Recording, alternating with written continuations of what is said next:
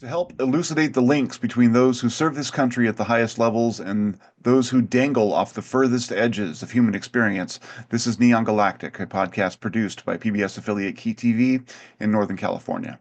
I'm James Falk. Thanks for joining us. Before we start today, I want to thank all of you who've traveled with me on this long and mystifying road toward greater understanding. It's been more than 2 years of outstanding conversation and deep reflection around the nature of reality and what it means to be human. As you may know, PBS has come under the withering gaze of partisans in Washington, D.C., and our network may yet prove a casualty of those who'd prefer a well-behaved and compliant kind of media. If the proposed cuts to PBS go through, it'll certainly be the death of our tiny station in rural Humboldt County and will effectively end the current incarnation of this show. I am determined to survive in this space, but in what form remains unclear. My ambition for now is to keep the conversations alive and to ultimately foster a community of friends to help wrestle with all the existential questions and buried truths we've just begun to engage. To do that, I'll need help. I'll need your help. In the coming weeks, I'll know more, but the time has come for me at least to abandon half measures and make this my life's work. Only with a new kind of inclusive dialectic, where extraordinary experiences are respected and the search for truth suffers no limits, can we ever hope to wake up from the nightmares that plague our potential. I don't pretend to be or have the answer, but a journey is always gentler with friends in tow. More to come. For today's show, I don't believe it a coincidence that so many of our most brilliant minds and people get chosen somehow for the baffling revelation that is NHI contact. One recent example is this strange selectivity is the public emergence of retired Lieutenant Colonel John Blitch, a warrior scholar from the highest ranks of military service whose life has demonstrated that convergence of intellect, talent, loyalty, and service with extraordinary experience. His resume is impeccable, his credentials unquestioned, and he joins the now lengthy and growing list of American service members and scientists, thinkers and achievers who've thrown off the threat of stigma and have now stepped forward to be counted as experiencers. At this point, it's choose your conundrum. Either a significant portion of America's brain trust has become infected with a strange kind of collective delusion, or some outside intelligence, an alien mind, has identified many of the most fierce and talented amongst us to make a strange kind of often unverifiable contact. Either way, we're in a crisis. And having spoken to experiencers now in depth and at length, and having had several of my own encounters with the unknown, it's clear to me that something is attempting to make a deep and lasting impression on the human psyche, just as we near what could be a fatal inflection point. Our guest today, John Blitch, will help us explore the nature of these experiences, what they're meant to show us, and how we can collectively pivot as a people to more fulsomely address these questions. As we've seen with the recent vandalism of Harold Malmgren's Wikipedia page, following the publication of a final revealing interview about UFOs and NHI with Jesse Michaels of American Alchemy, opposition to this topic is alive and well. Coming forward and telling the truth can be a thankless, even dangerous task. Welcome to the show. Well, thank you so much. I just that was very effusive of you. I'm not sure I'm part of this chosen big brain group. I consider myself more of a, angry monkey down there that Gary Nolan talks about. That maybe we just want to just grab that one. He happened to be in the area. That's the way I feel about it. But we could talk about that in more detail because it's fascinating. But thank you very much for having me on the show. And I must admit to you, as I mentioned a little bit earlier, I'm a little nervous because when you have the intellect of Gary Nolan and Jeff Kripal, and all these folks that you've had on, Matthew Pines, I'm a little bit nervous that I won't be able to keep up with this high level consciousness, but I'll do the best I can. I mean, judging just from your documentation, I don't think you're going to have any problems at all. You're an expert in a lot of really advanced fields, and that's part of what makes you so intriguing as someone who's had contact. I mean, from cognition to robotics to computers to all these different things. You're a thinker and an innovator, and that's interesting. That they chose you to have some sort of contact. And I wonder, part of what my bigger questions are is like, what is the motivation for the selections that get made? But before we go there, let's talk about, what contact has been for you. I mean, you've had a lifetime of experiences, and I've seen some of your earlier interviews, and some, starting in childhood with some things that happened, and then going on. But if you could help, my viewers, for those who haven't seen those interviews or know your background, sort of get a sense of what your contact with the other has looked like. Okay, great. Well, first I want to push back a little bit on that word expert. I think I already said on a previous podcast somewhere that my favorite definition of an expert is X is an unknown quantity and a spurt is a drip under pressure. So I kind of push back against that. But what I would say is I may be a little bit unique in that the Venn diagrams of my life, there's probably more like five of them as opposed to, you know, you call me a warrior scientist, I guess. I mean, that's two circles. Mm. I don't think I was very good in either one of those, but there is a kind of a interesting uniqueness that I have like five Venn diagrams that all link up in the middle with this experiencer component to it. Yeah. So yeah, you mentioned the childhood stuff. I don't like to talk about that scientifically because it's just dreams and it's there's no corroboration. Both of my parents have passed, so we can't talk to them. Maybe some of my childhood friends, we might be able to get them together and see if there was some other anomaly that is associated with some of those events. But the two most prominent were waking up from the dreams with my bruises on my arm, and sleep paralysis doesn't cause bruises, right? And they were extremely anomalous bruises. So as you can tell, I'm wearing a sling. I had shoulder surgery a few weeks ago, and that's just commensurate with an ego writing checks a body can't cash, right? So this is classic. It doesn't speak well for my athletic abilities either or shortcomings, but I racked my brain after that morning as to what could possibly cause those bruises. And I still don't have any prosaic cause that would make that happen. Yeah. It's only on one side. All my workouts at the gym are bilateral, so I don't do one arm versus the other. There's just nothing that would explain that, so I can't get past that. There were some other very anomalous, independently corroborated by my next door neighbor, weird circumstances, a weather pattern, as I think I mentioned before. I don't know if you're familiar with that with the previous podcast, but a little mini hurricane directly over our two houses, very dark, up in the distance, about 20 miles away, north and south. The mountains were on one side, plains on the other. That had an intermediate ridge, and we simply couldn't explain that.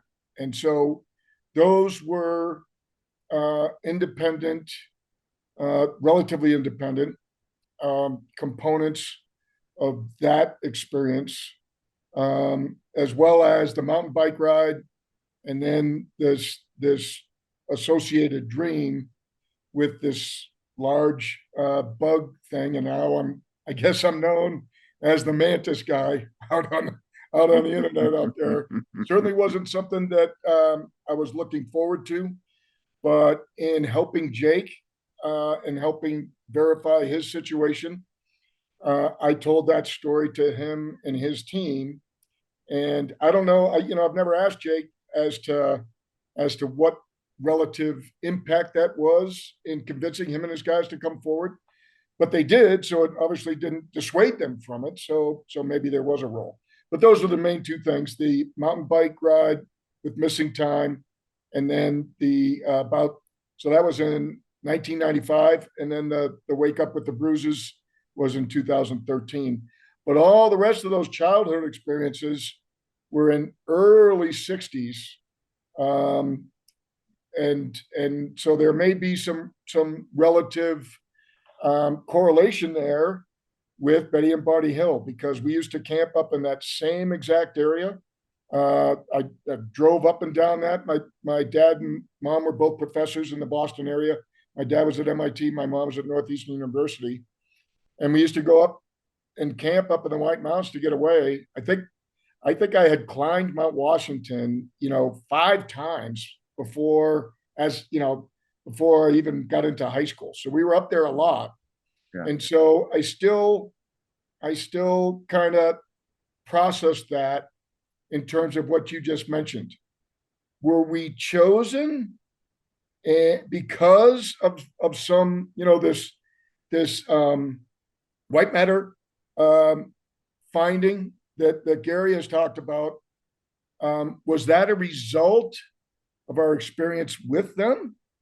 That seems to, you have a large portions of your brain that are correlated with um, a special skill set sometimes. One example of that, probably the best example of that, is a study I remember when I was at Colorado State University studying um, quantum psychology, and we were looking into the hippocampus region for taxi drivers. So there's a study of taxi drivers in the UK, and what's unique is that they're not allowed to have maps.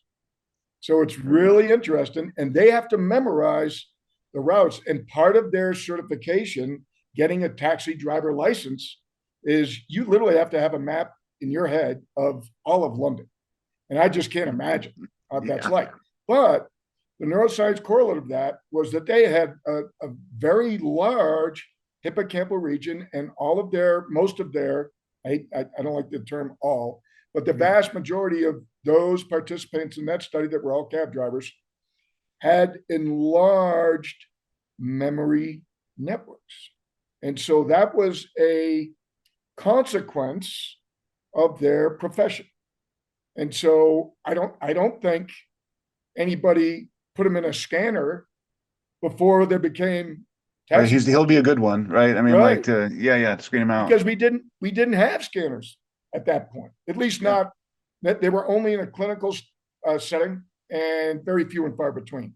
Now, uh, people can get brain scans almost at will. If you can fork out, a couple $1,000 out of your pocket, you could do it. And I know that's a big chunk of change for me. I don't know about others, but you can still go get a brain scan as a prophylactic uh, approach to establish a baseline.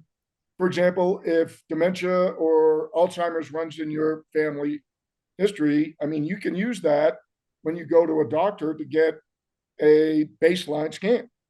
We didn't have that capacity before. So I think a lot of neuroscience is really starting to overlap the woo-woo literature and the science literature quite a bit.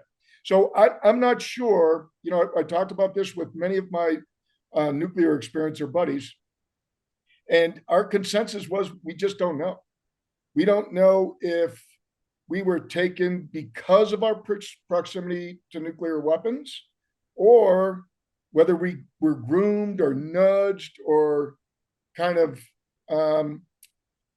manipulated into a career that would put us in proximity to nuclear weapons. So it's a chicken egg horse cart situation, and it still remains unresolved in my mind. Yeah, it's such a fascinating question. And like I was talking before with Willie Strieber has a really dazzling theory about how the grays, or like what that represents, is outside of time, and they're aching for something that we get with the freshness of experience within time. So that's like kind of the parasitic nature of our relationship. But if they are there, then they see the arc of our lives, and so it may not even be a matter of them nudging us necessarily, as like they come upon the whole picture of what our lives is, and they see that we end up somewhere, and so they may tinker with us early on because they know that according to the life that we end up leading, we're going to end up in a place that they ultimately want us to be, or whatever else. Those are some of the fascinating questions about all this.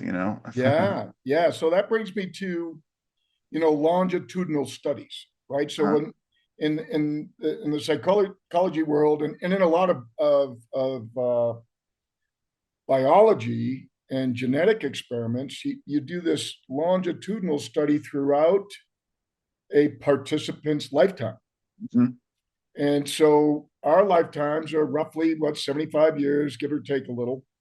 And so when we do epigenetic studies, we humans, not me particularly, but geneticists, and again, I defer to Gary and many other folks in that realm. Uh, a lot of times we'll use fruit flies to see if what traits can be passed from one generation to the next to the next.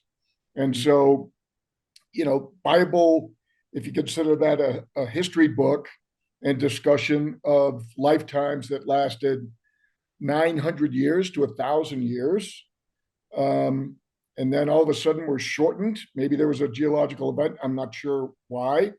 Uh, a wild speculation. Now, it's not a wag, it's a swag, scientific wild ass speculation, right? A swag is that atmosphere, for whatever reason, used to be super thick, lots Mhm. of water, and then it thins. And as that water comes out of the atmosphere, the shielding that water content provides against very harmful sunlight that causes chromosomal damage Yeah. has taken us from 1,000 years, us humans, from 1,000 year lifetimes down to 100 years, right? Yeah. And so that could certainly be. But the reason I bring this up is this notion of time as a scientist. As a scientist, if I wanted to do a longitudinal study and I had the capacity to do it, wouldn't I bounce back in time and then check in, right? Yeah. Yeah, Without absolutely. necessarily manipulating the time of the species that you're studying. You don't want to do that because you want this. You don't want to intervene with a treatment. You want to occur naturally. So that makes sense. And I have no trouble with the notion that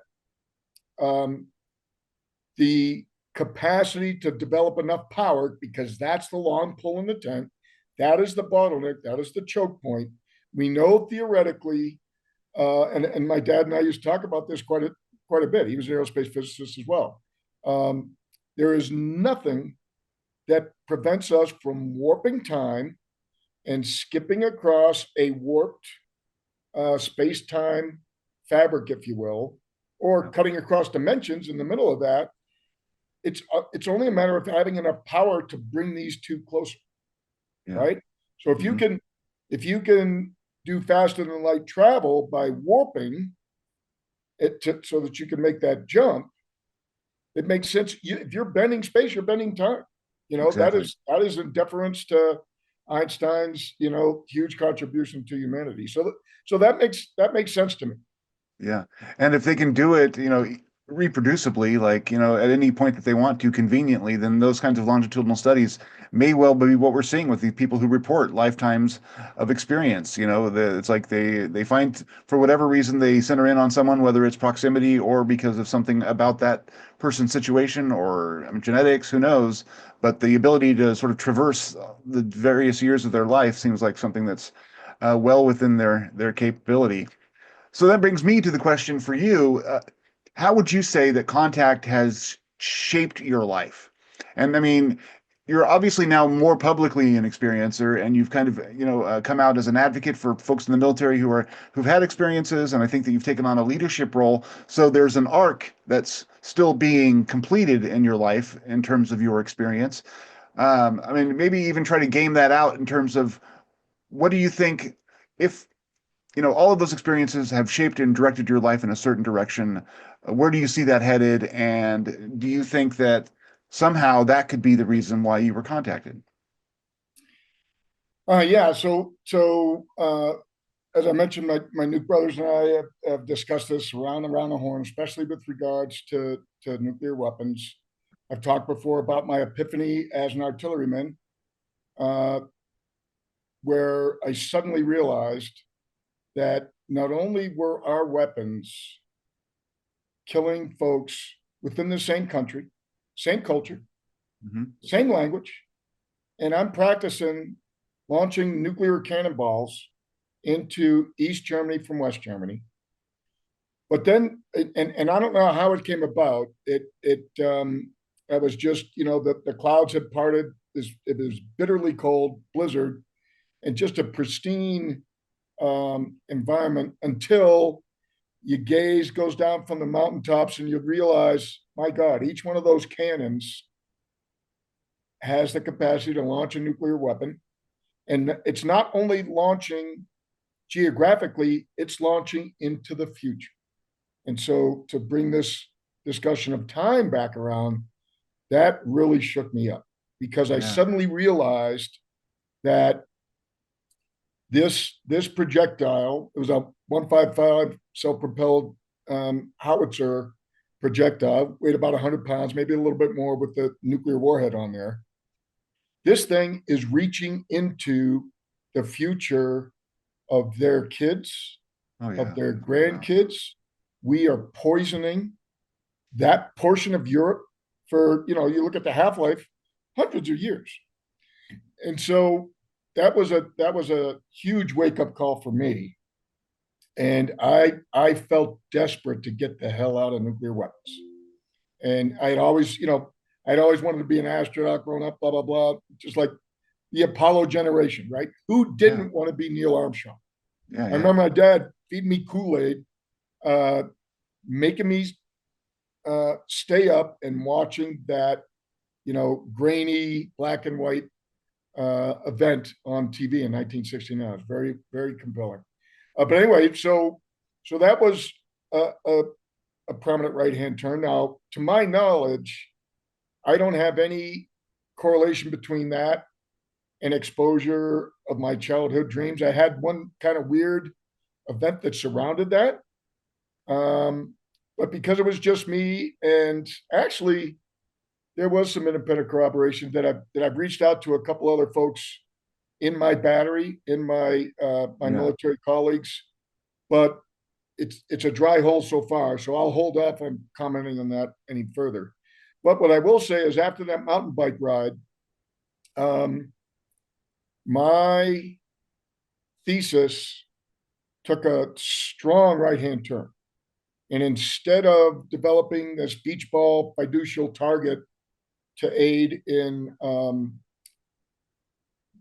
Mars doesn't have GPS, so we were trying to figure out a way to use robots to leapfrog and use a subtense principle to transfer from their original ground location, where each step of their exploration, their rover's exploration, would put them.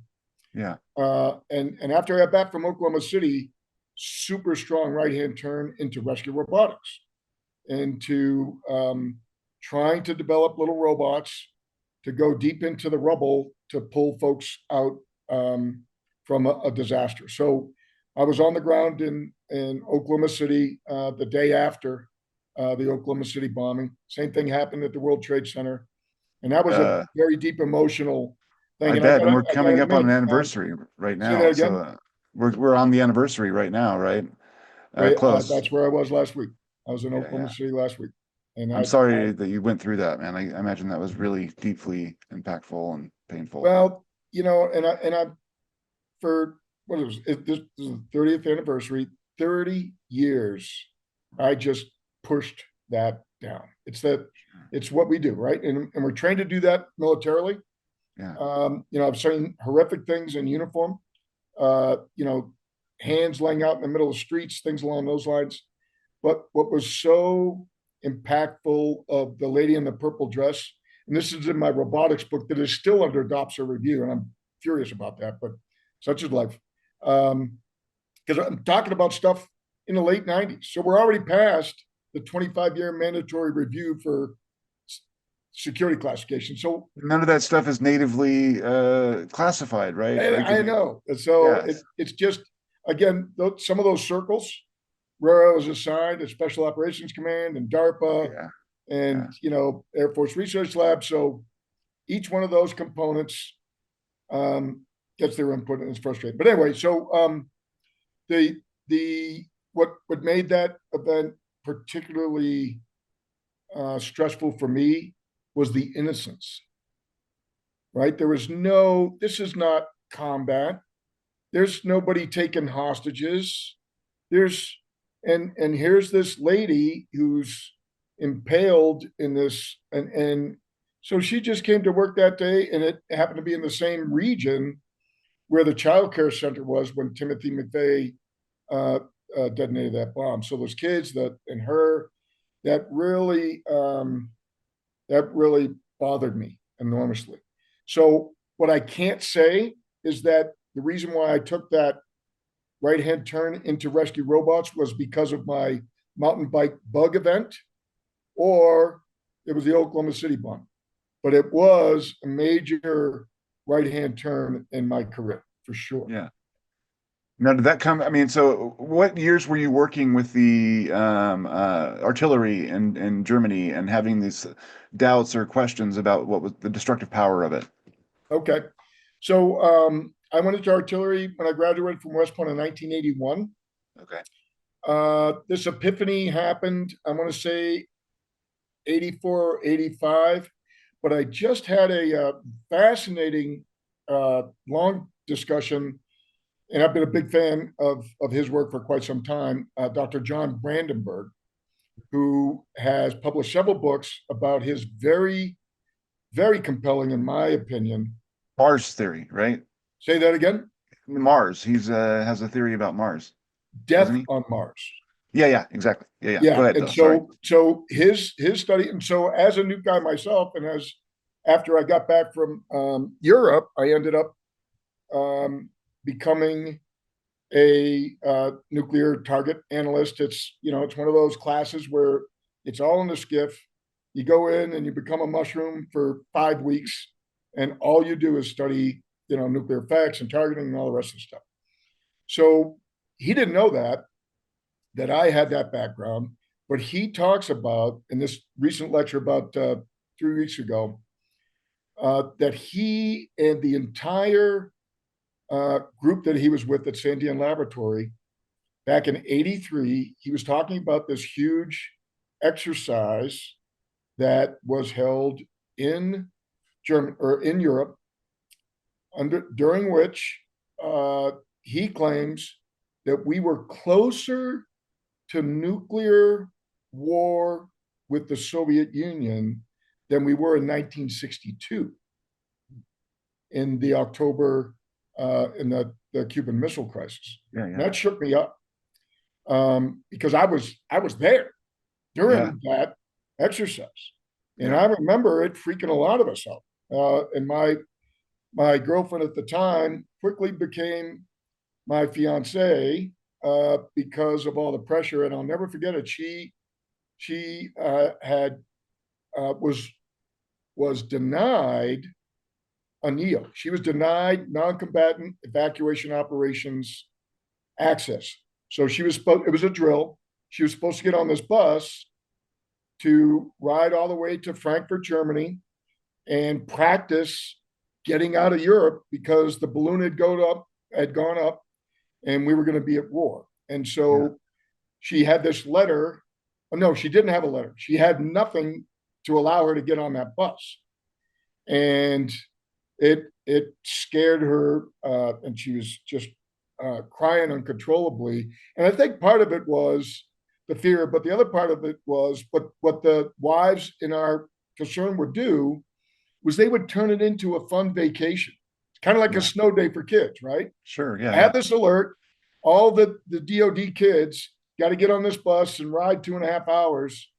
And it's like, woo, snow day. And they turn it into a wonderful shopping adventure Yeah, yeah. at the largest BX in all of Germany, right? And so everybody, so I think she was partly upset that she missed the shopping trip, but that really bothered me. And so what John Brandenburg talks about is that happened to coincide with a huge dust storm that spun up on Mars. And they had just observed that.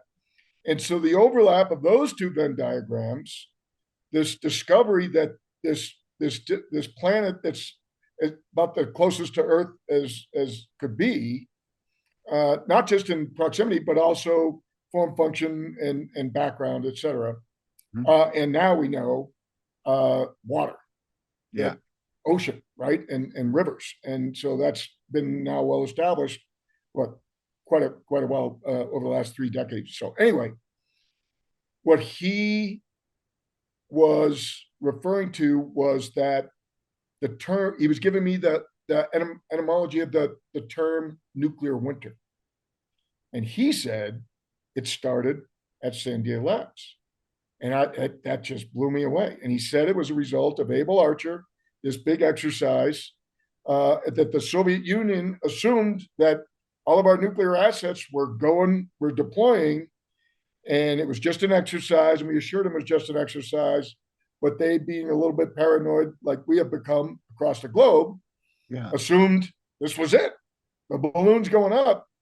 And so that overlap of Mars and the dust storm that lasted somewhere between 6 and 9 months convinced everybody at Sandia that if we, even in a limited nuclear exchange, yeah, we'll just use the cannons, we're all dead.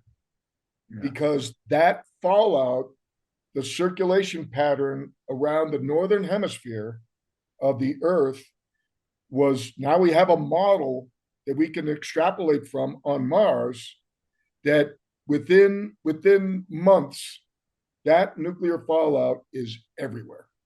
And so that was, and he said it took the wind out of everybody's sails.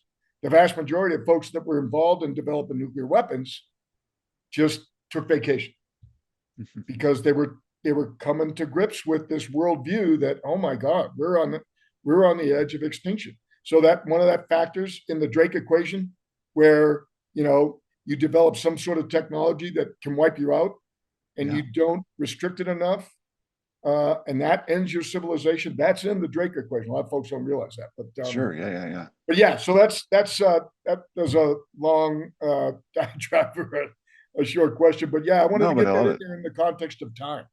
Yeah, no, I love that, and it's interesting that the whole theory that John Brandenburg has been involved in. I mean, that's been talked about for a while, and his credentials are a huge part of the story because he is a serious scientist and has serious credentials. He's a serious individual, but basically there was a nuclear war on Mars and a civilization in the past, and that was wiped out, and that, I mean, from that comes the notion that maybe we're somehow descended from the civilization that at one point lived on Mars, which is absolutely fascinating, and I don't discount those ideas at all.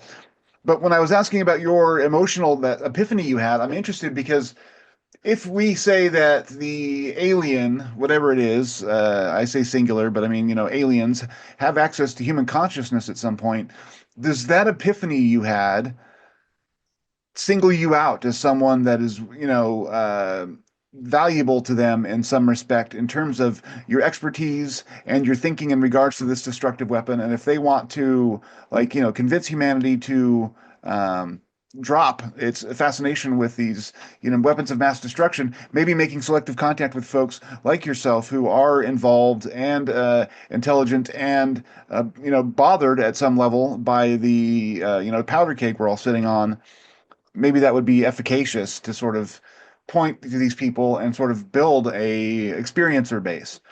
You mentioned talking with some of your nuclear buddies. Do you find that a lot of them had that same kind of feeling where they were? Oh, absolutely. Okay, but absolutely. I mean that might just be a general thing too. I mean, because nukes are nukes. Yeah. So when Robert Hastings, who wrote the book UFOs and Nukes, and he did a magnificent job researching this connection between nuclear weapons and what we now call UAP. And I've talked directly with at least 7 of those witnesses, and probably many more that I don't have their names.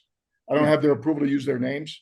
Sure. But Bob Jacobs or Mario Woods, Terry Lovelace, Jeff Goodrich, Bob Salas, those small components of the more than 100 other witnesses that Robert has interviewed and interacted with, he made it very clear in his 2010 or 2011 documentary that the general consensus, not all, but the general convergence point between all of us, and I was not interviewed with his group, I was independent, the general convergence in our opinions is that they are sending us a message that we got to quit playing with matches. We're like the kids And so I have a chapter in my book called Nuclear Matchsticks. We're the kids in the backyard, Yeah. and we're going to burn our house down. And the parents, I don't know if you're coming from an interdimensional or from above or from below or out of the water, they are taking our nuclear matchsticks away from us because we have shown that we are not using that technology in a responsible fashion. And so that had a major impact on me all the way through this entire thing. For example, my robotics initiative that I went into, it wasn't just, all altruism, although that the vast majority of it was. But I had to, even though my unclassified thesis was using little sneaky robots to get down into rubble to rescue people after a disaster, I had to figure out a military angle of that because they are the ones that sent me to grad school. So my military angle was if I can get small and penetrate into rubble where a 250-pound firefighter with a scuba tank can't get to, then maybe I can sneak into a WMD facility. And so that's what SOCOM got excited about. And then later, DARPA got excited about, and that's how I ended up as a DARPA program manager. Yeah. Was they saw the potential to use these as little spy assets. Because look, the vast majority of security apparatus is oriented in a 2B or bag of water, right? So we're trying to detect this cylinder of liquid that has legs and arms. And if you're the size of this beer glass that has kombucha in it, it's not beer, by the way. If you can get down to this size, then yeah, we can probably sneak you in without setting off all those sensors. Yeah. And so I don't know if that's what they're tripping over down at SOCOM, whoever's reading my manuscript. But bro, I put that out in 1996. Okay. So if you wanted to squash that, you need to go talk to Hugh Shelton, the 4-star commander-in-chief of SOCOM, who I briefed on and had since talked about that. So, so anyway, so that was the dual triple use. And so this circling back around, having been a Pershing II nuclear delivery officer, battery commander, I'll never forget it. I had folks riding around the back of my. So they're using me now to try to find Saddam's missiles, right? And so it makes sense, right? Get a guy who's been on that side. He knows what's going to be needed in that place, right? They're going to need a certain kind of facility, a certain kind of place, whatever, right? Yeah. And that was a very unique overlap. I don't know of any other special forces guys who went from nuclear artillery into special ops. So it was just one of those unique overlaps that opened doors down the line. Again, my ego might want me to go down the road that you're saying, is they chose me because I had this enhanced putamen, right, that Gary talks about, and somehow they scanned it, get him, get that guy, right? Or I'm thinking it's probably the opposite. I'm more the fan that I was just a rat running around in the White Mountains like Benny and Barney. Maybe they grab me and they're like, okay, well, tweak him, get under the hood, tweak him, and make him realize what the hell you're doing, or maybe down the line. I just don't know. It's a really interesting aspect of the whole experiencer realm. When you came up with the ideas that went into your robotics project, right? Like, I mean, this is a life-saving technology, obviously. And what was that process of inspiration like? Was there anything anomalous about that? Did it come through you in a dream? Was there any way that you could point to that as anything about that you could point to as being something other than just, it'd be great or whatever? Yeah, that's a great question. And I think I know where you're coming from. Let me ask you, is that coming from the woo-woo literature, the experiencer literature, where a lot of experiencers talk about downloads, right? Absolutely. It's Diana Pasulka's she talked about in her books, some of the leading NASA scientists are people that have these epiphanies that seem to come from outside. And so, yeah, I was wondering if there was any sense of that with you. Exactly. I don't have any scientifically. I can't make that claim. But do you feel And like, I mean, I understand the science part of it, and that's you, and I know you don't want to get out over your skis because that opens you up to attack. And that's the problem with people in your position because you open yourself up, and it's hard to have discussions because people always have to protect themselves. So yeah. I get it. But I mean, do you feel like that could have been the case? And I guess I'll just Oh, leave it there. it's most certainly could have been that case. Okay. I am Yeah. aware of many experiencer accounts of that sort of influence. Yeah. And I do have my own personal knowledge where, the bug guy, the grasshopper, big grasshopper guy, was conveying to me very, very sharply and prominently the message that this is just a body. We can't get your soul, and your soul is what you need to pay attention to, and that's where the center of each lifetime's activity is. I have never told this story, um, but I do have a direct experience with consciousness that I cannot explain. And it has to do with Pan Am Flight 103 that blew up over Lockerbie, Lockerbie, right? Scotland Yeah. in December of 1988. And I had uh, a buddy on that flight that Sorry to hear who that. had decided to leave his training environment early to surprise his wife. He left his guys. He was our Halo detachment commander, 10th group, second battalion, 10th group.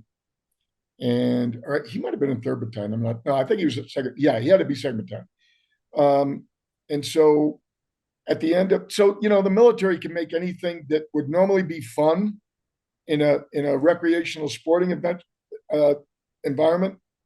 The military can make it suck, right? Scuba diving, right? So if I've got a sniper rifle and I've got to scuba dive with that freaking thing banging against my Draeger or my tanks in the back, it's a nightmare. Yeah. Or skydiving, same thing. Skydiving's all great until you put that 70-pound rucksack and a long gun that's smacking you in the face over here, and then this rucksack is throwing your air up. So as you're trying to fly through the air, I got to be careful. I'm not supposed to raise that arm. As like trying to fly through the air, it's making you spin, and it's a nightmare. So anyway, they had finished all of their military training, and he had already set it up as a reward to all of his guys to stay for 3 more days over the weekend, and they were going to have what they call a jump fest, and it's a blast because finally you get to be a regular skydiver. It's You kind of just like get to go out skiing and do too. it. Yeah, yeah. Skiing, same thing, right? If it's after you drop your rucksack and your weapons and all your ammunition, and now you get to go ski, that's a blast. People pay big money to do that, right? And so he had set it up so all his guys on his detachment, another detachment that was with him, he turned it over to the other detachment commander, and he came home early. Didn't tell anybody. He was going to surprise his wife. So I happened to be on staff duty officer that night, and I cannot explain why I did what I did. Totally anomalous behavior. It was the very early days of CNN headline news, and they used to have the ticker tape across the bottom of the screen. Yeah. And I just noticed when I came in. So the way staff duty works in the Army is there's usually an officer who has to go around and check all the locks and make sure all the safes are locked and check the doors and all the rest of that. And you jump in your Jeep and you run around the base. And then the NCO, the staff duty NCO, usually a senior sergeant, E6 or an E7, depending on the size of the base, stays by the phone. So they're like the dispatcher, and they will call me on the radio if I got to go check something out. right? So somebody's got to be there to answer the 911 call. And so every time I came in, I would demand that he change the channel to headline news. And he started getting pissed after the fourth or fifth time. And then I started calling down the NMCC. Now I'm a lowly captain in 03. Mm-hmm. The staff duty officer for the entire country is located at the Pentagon, and that's a one-star general. And between a captain and a one-star general, there's a major, a colonel, blah, blah, blah. Yeah. Anyway, I ended up getting elevated up there because I just kept calling like every hour. And I was the one that woke them up. Maybe they should check into it. Yeah. And I don't understand why I did that, because they weren't due back for 3 days. And you just had a feeling that something had gone. I had some sort of gut intuitive feeling that something was wrong. And I wouldn't let it go. I was like a Labrador retriever with a duck toy, right? Yeah. Wouldn't let it go, ripping it. And I don't care what you tell me. And I'm pissing off people left and right, including my buddy's boss. I woke him up. And he's like, look, all right, I get it. You're worried, but until they have a manifest and his name is on it, there's no reason to wake up the colonel. So I was like, all right. Well, and I called him back an hour later, and he said the same thing. And then I called the Pentagon, and they had just received the manifest. And they said there's 3 military people on that manifest. And the major's like, how did you know? And he was going to interrogate me because he thought, how did I know? It's suspicious, right? Yeah. Was complicit in this bombing. It was crazy. Yeah. And another interesting aspect of that just occurred to me. I just connected these 2 dots because there was somebody who accused me of being involved in the Oklahoma City bombing just because I was a special forces guy. I went down there to volunteer to help pull people out of the rubble because I had taken a flight aptitude test in the Murrah building almost 10 years ago, exactly to the day when I was applying for an inter-service transfer. Yeah. And so people will jump to conclusions that just because there's a special ops guy in there trying to do something humanitarian, that it's got to be devious and conspiratorial. Yeah. And so here's this major. He wasn't an SF guy, I don't think. And he's thinking the same thing, right? USF guys, you're all part of the conspiracy, right? And I'm like, what the hell? So anyway, so that was a woo-woo sort of consciousness experience that I can't dismiss. I still don't have an explanation for that to this day. And neither does anybody else. Because I overrode the major and the other guy, and I did wake up the colonel. Yeah, and you kept ringing the bell. I mean, obviously you knew somehow something had happened. I mean, and here's to close that my wife calls it the Olympic rings. I get to open one tangent at a time. If it goes over 5, I got to close one. So I'm going to close this one out. The group commander was able to assemble the death notification team that morning so that his wife did not find out about his death on CNN. And he was forever grateful to me for that. Yeah. And he said, I don't know how it happened, but however, and I'm getting goosebumps here. Yeah. I don't know if that's divine intervention, but that was a good thing that we were there and we were able to assemble the wives to comfort her and so forth. So that's as far as a divine ethereal consciousness, direct, corroborated by all these other people, event that I have. Yeah. That was very anomalous, not just in terms of the message that I was receiving, and it wasn't conscious. It wasn't like there wasn't a voice telling you, yeah. It was nothing like that. It was dig into it, get into it.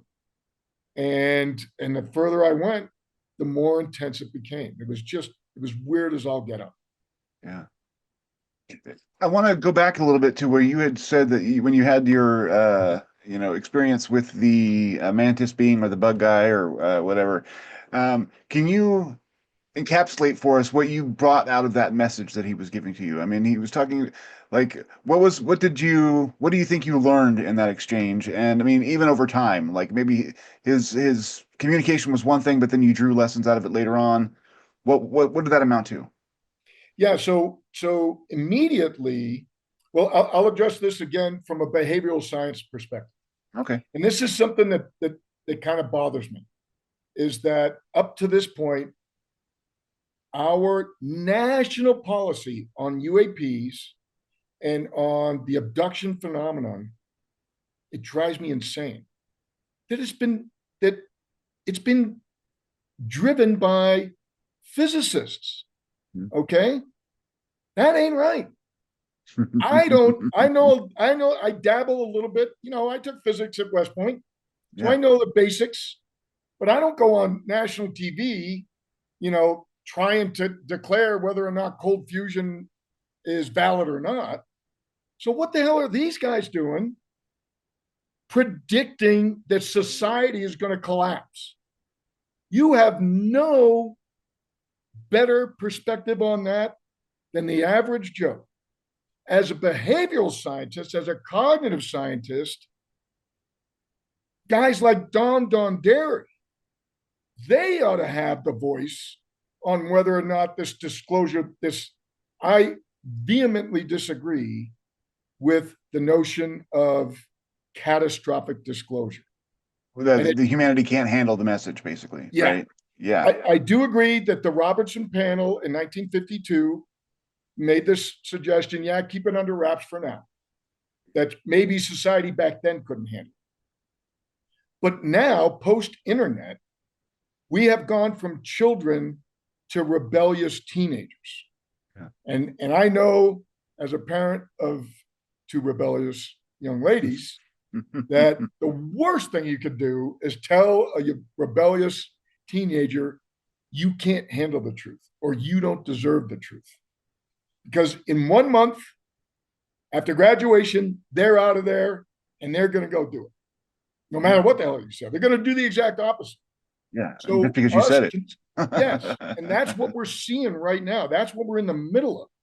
Yeah. Is we're telling there's nothing there, and they, being us, society, is like, that's BS. We are so sick and tired of that. That's why I'm so supportive of Jake Barber's claim of ontological relief. Yeah. That's the way it's going to be. So Mhm. this societal collapse is BS. I am going to haul up from a behavioral science perspective, a science-based look at that. All you guys that are claiming that about this notion of catastrophic disclosure, I vehemently disagree with you. I love you. I have enormous respect for your background as an intelligence officer or as a deputy undersecretary of intelligence, but listen to the behavioral science world. We don't support this notion. We know that society can handle it. And the longer we would go with this, I'm going to quote Lou Elizondo, it's vegetables in the fridge. It's not fine wine. This is not going to age well. It gets stinkier and stinkier with each passing week, with each passing month. We have to rip the band-aid off, call it the Galactic Boston Tea Party, whatever it is.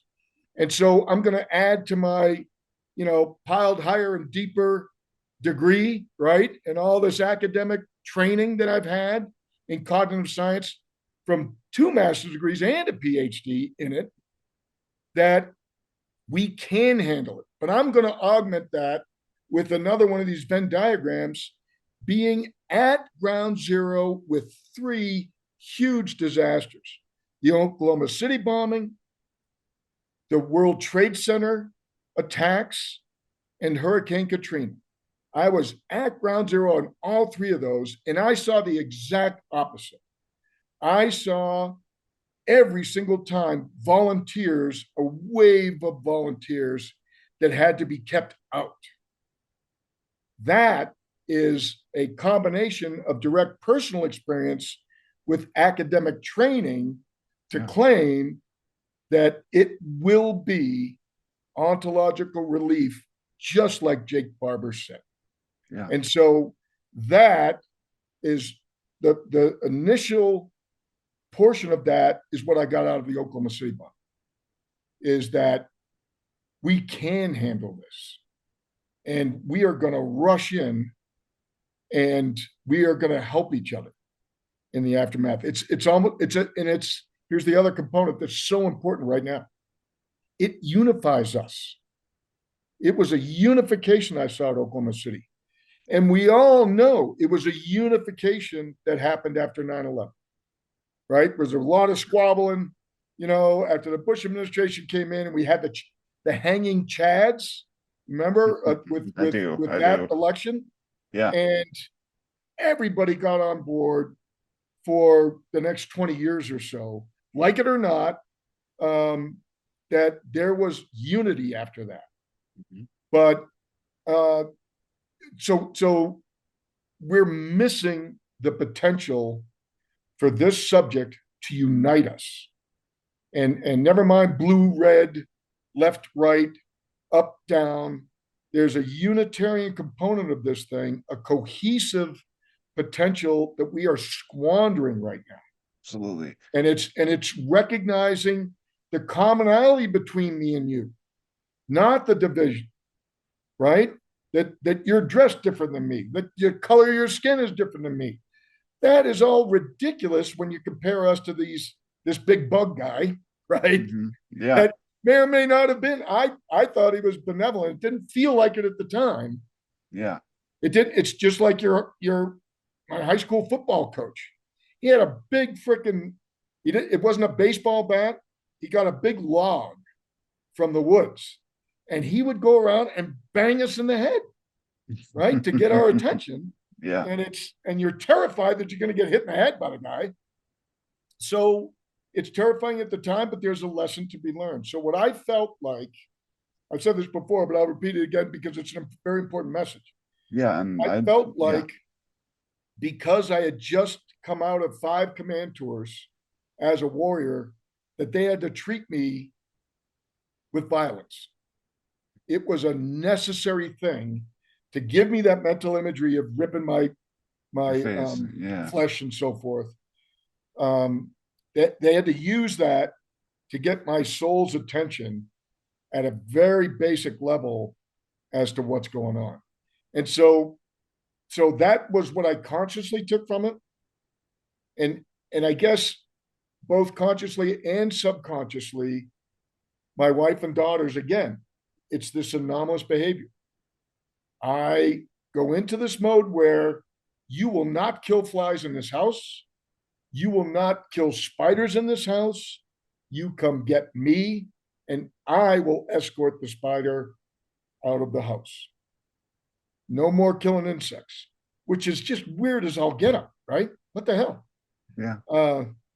But that's part of also what helped me corroborate this association of the dream that I had about this bug and that mountain bike experience. I now believe that those two were linked, that it was the same experience. Yeah. Same experience or the same being? You mean like actual? Same being for sure. Yeah. And I now think that dream was that night after the cop brought me home. Oh, okay. And that was happened. From memory, or like basically what happened during your missing time. That they were concurrent. Yeah. Wow. What do you take out of the soul message? I mean, in terms of your own personal metaphysics. Earlier you mentioned the Bible. I wonder, are you a Christian? Have you adapted all of this into a spiritual worldview of your own? And how is that accommodation? How do you accomplish it? And do you think that, for one thing, there's a lot of people who talk about it's like sort of fundamental Christians within the Pentagon who worry about the demonic aspect of this. Does that phase you at all? Does it faze me? Yes, quite a bit. But to answer Okay. your question, yes, I'm a Christian. I'm a non-exclusive Christian, Okay. though. And one of the things that bothered me growing up as an altar boy, two things bothered me. One was the very first of the Ten Commandments, which is you can't have any other gods but me. Well, wait a minute, wait a minute, wait a minute. So you tell me there's only one God, and it's you, but now you're telling me there's other gods that I shouldn't be listening to. Yeah, exactly. And if you're all powerful, then why you got to tell me that? I don't. It just it Yeah, yeah, comes. It felt to me like it was coming from a place of insecurity. That yeah. I had an insecure God up there that had to tell me and give me direct orders without explaining it. So that didn't sit well with me. And then I'll never forget it. I was in there was a big blizzard, and because my dad had this brand new Jeep, we're the only people that could make it to church. Um, it was a very small congregation that Sunday, and I was the only altar boy that showed up because we made it. I guess nobody else could make it through the blizzard, so I had to carry the cross, and I was a little pint-sized guy. And the joke afterwards was that the crucifix, like levitated its way down between the pews because I was smaller than the pews. I could barely hold the thing up. And so, because I was the only one, I got to stay behind and listen to the sermon. Usually, we would always go down into the Sunday basement school. to Sunday school. Yeah, yeah. And I'll never forget, it was one of the most powerful religious speech I had ever heard. And it was by this wonderfully magnificent um, uh, man who was our rector. And he could have probably played um, uh, professional football. The guy was monstrous and but a gentle bend of a soul sort of thing. Anyway, Yeah. his entire sermon was about forgiveness. And I remember coming out of that feeling like, my God, life is all about forgiveness. So I wanted to go out in the street and just start forgiving people. You across the street, I forgive you, right? The guy's like, what? So I go running downstairs because I'm late for Sunday school. And the teacher's telling the story about the great flood in Sodom and Gomorrah and how God decided to start over with a clean house, I guess, and kill everybody with the flood. Yeah. And I'm like, and so little Johnny, pain in the neck in the back of the classroom, and I raised my hand, and she says yes, and I said, well, I'm sorry, Mrs. Brown, whatever her name was, but I was just upstairs, and this is the first time I heard a sermon, and he was talking about how God is all forgiving. So I don't understand, why didn't God just forgive everybody? And I got to tell you, James, her mouth opened and closed three times like a fish out of water, and she couldn't answer. Yeah. And what she did was, there was only 5 minutes left in the class. She said, "Okay, well that's the end of the class for today. All you guys, everybody would go have coffee and donuts, in the basement of the church afterwards." Yeah. And those two things stuck with me. And so, later on, over the following years, my dad was reading Eric von Daniken's Chariots of the Gods. And in that, Eric von Daniken specifically professes, and he said this as many times, that he is a Christian and he prays. And because the question you got to ask yourself, some of my buddies, when we get into these discussions, especially my buddy aviators, they're like, hey, I'm a God guy. I'm like, yeah. So, dude, it's not binary. It's not either or, Yeah. because who made them? That's Yeah. the question you got to ask yourself. And don't take it from me, take it from the Pope. Yeah. In 2008, the Vatican astronomer came out public statement that the Vatican sees no conflict between belief in Christ and belief in our galactic brothers and sisters. Yeah. Right? And so Yeah. there's no conflict in there. It's an artificial conflict between religion and belief in extraterrestrial life. That is Yeah. an artificial barrier that we really need to break down across all religions. Yeah. Because the purpose of religion is to help us get along, right? Yeah. We're crying out Absolutely. loud, Yeah. not do the silly crusades thing. We're killing each other in the name of Christ or Yeah. killing each other in the name of Muhammad. It doesn't make sense. So that's the way I see that, and that's how I've evolved into is yeah, it's this this gap is artificial, Yeah. and we need to bridge it.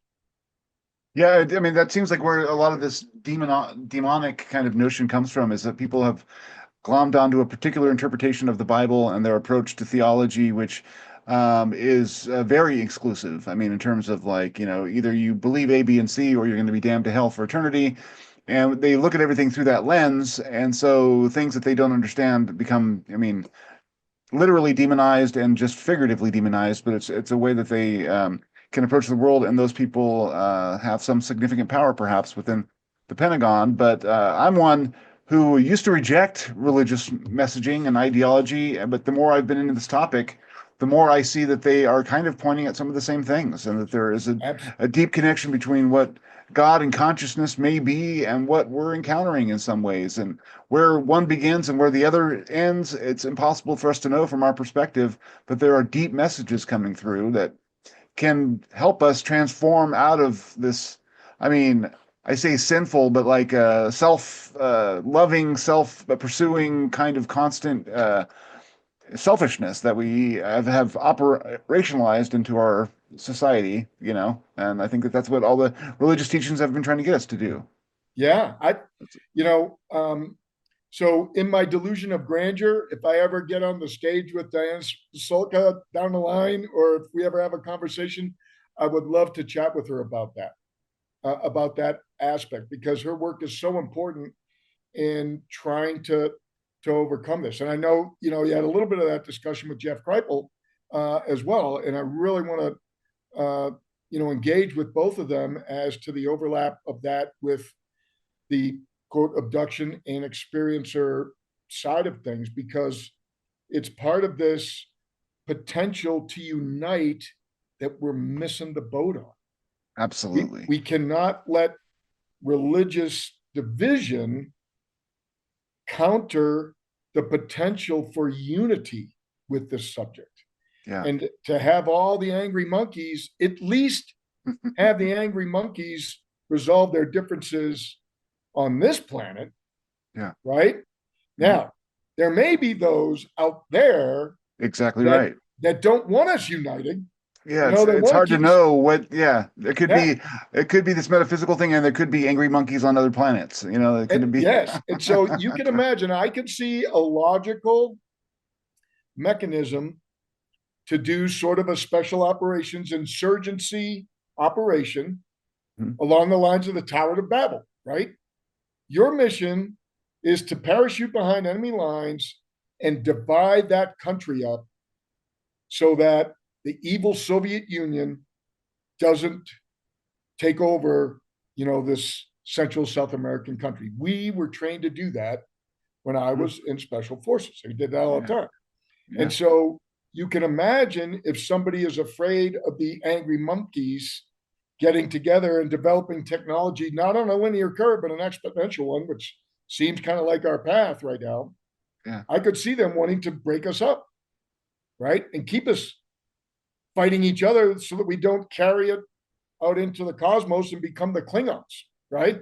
The warlike folks out in the galaxy. So I could see the argument to that, but I don't agree with it. I yeah, can understand it. And the reason I don't agree with it is that the vast majority of all the accounts of experiencers that I have read about are less than malevolent. yeah, Now, I'm talking 2, 3 sigma, right? So 97, 99% of all those accounts are less than malevolent. Now, they could be scary like mine was, yeah, but I came back.